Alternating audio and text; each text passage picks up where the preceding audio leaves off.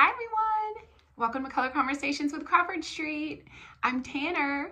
I'm actually here with one of our very special assistant designers, Bessie, today. Bessie, you wanna wave? Bess is my youngest. She has actually been designing since she was a baby. She went on her first project at 3 days old and has been assisting ever since. She's in the office with me today and wanted to be on the video. So today we are talking about our last color in the Roycroft Historic Collection in Sherwin Williams. And today's color is 2843 Roycroft Brass. So our last video was actually Roycroft Suede, and the reason we chose to do these together is because, like we talked about in that one, these two partner really well together. So they're both very warm goldy green, but whereas Roycroft Suede was more of a tan with gold and green undertones, this is a deep version of hardcore brass. So again, the suede is going to kind of give you the undertones of this color, and then this color is like, I am actual brass in your face. It's great. I mean, it is so, again, it's another unique color. You know, it's not trendy at all. And the sun's doing a little bit of a weird thing. You can see in the natural light how green and how truly brassy it really is. So know this, if you have brassy hardware and you know, things that are super warm, or you already have that brassy gold, because we love brassy gold. I mean, it is clearly timeless and historic, but it's also really relevant and trendy and modern for right now, you know.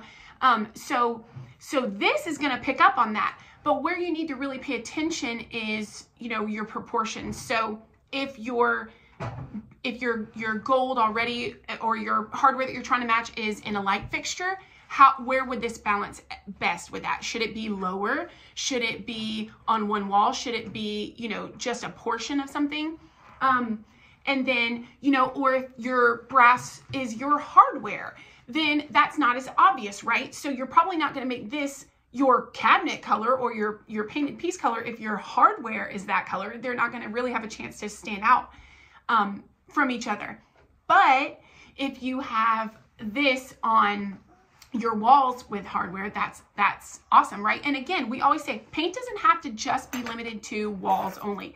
You could be talking about trim. You could be talking about just the closet in this one room. If you take off the doors and want to paint just the closet, or if you want to paint just the doors, or just you know, a piece of furniture, a stool that might go in there, a frame, the matting of a frame. We have a client right now that we are doing a custom color matting to match her room. Like, paint and color can be introduced in so many areas. Let me take this, babe. In a space. It doesn't have to be just walls or exterior siding. You know what I mean? We always tell people, think again what you're trying to go for, and then where is this going to complement? Where's this already going to pull from? Where's this color going to already be found in your palette? And then how do you make it you know, work proportionately and symmetrically, and how do you balance it well? So if you need help in that part, we're here. We love color. We love just kind of telling you guys what color can do, and maybe tips on how to use it, how not to use it, or what you should be looking for in a color, what you should be hesitant about with a color.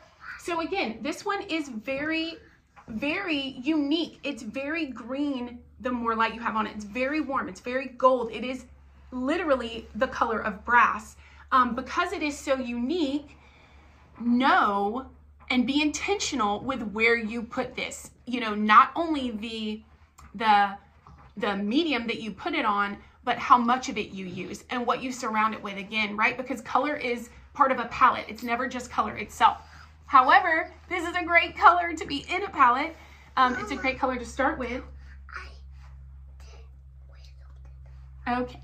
And And so if you like this, if you're already here because you like this color and you want, you know, some colors to build around it, first of all, look within the Roycroft color collection. But always, you know, again, this is its LRV is 15. It's very, very, very dark.